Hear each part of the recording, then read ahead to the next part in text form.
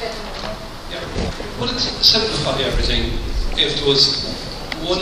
Sorry. Would it simplify everything if there was one direction, one creed, one belief that will get a consensus from everybody? And I'd ask your opinion: is that altruism and compassion is the right direction? Well, of course, it would simplify everything, but sometimes simplifying is not what you really want.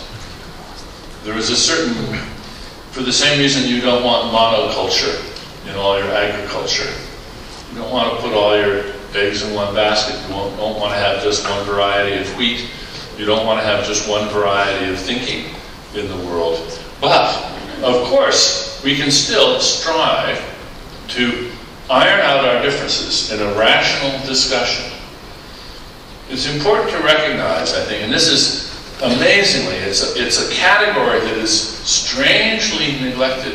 You find again and again and again people waving the flag of science does not tell you what you ought to do. It doesn't tell you about morality. It doesn't, you can't infer ought from scientific is.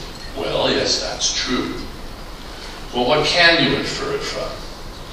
From rational discussion and mutual persuasion. It's not science, but it's just as rational and it has just the same dependence on telling the truth and being respectful as an interlocutor and defending your arguments and never, ever, ever playing the faith card.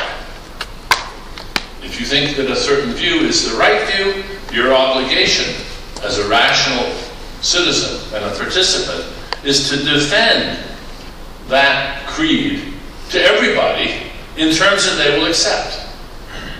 And saying, well, I don't care. You know, I'm a Hindu and this is what Hindus believe and that's it, and it's not up for discussion. If you say that, you've really just declared yourself disabled. You're not able to participate in that discussion. And we'll just have to do it without you.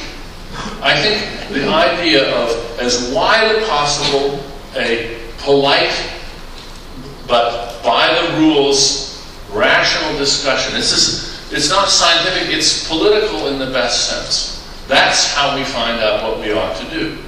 And what could be more authoritative as an issue of morality if everybody agrees? Well, of course, that's too much to hope for, everybody. There's always going to be some nutters out there. But modulo a small number of nutters, what if almost everybody agrees? Then I think we can move ahead with considerable confidence that we found the best way to live in the future. And it will be entirely independent of what any particular good book says. If the good book agrees, so much the better for the good book. Somehow it got it right.